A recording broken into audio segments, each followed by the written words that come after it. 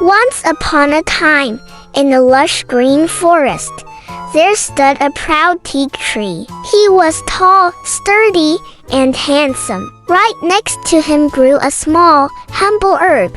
One day, the teak tree said proudly, "I am very handsome and strong. No one can defeat me." The little herb looked up and gently replied, "Dear friend, too much pride is harmful. Even the strong may fall one day." But the teak tree only laughed. "Fool, me? That's impossible," he boasted, completely ignoring the herb's wise words. Days passed. The wind blew through the forest. The teak tree stood firm and tall. When it rained, he proudly spread his strong leaves, showing off his strengths. Meanwhile, the herb bent low with the wind and rain, quietly enduring it all.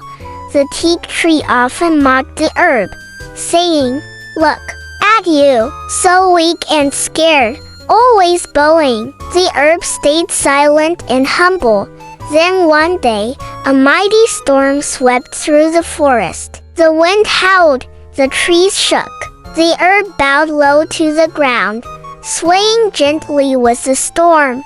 But the teak tree stood firm, refusing to bend. "I won't bow. I am strong," he shouted.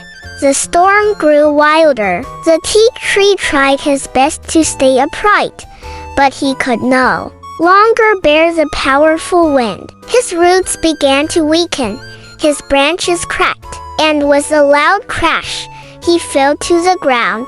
The storm passed. The forest became quiet again. The herb slowly stood straight. Looking around, he saw that the proud teak tree had fallen. Moral: pride goes before a fall.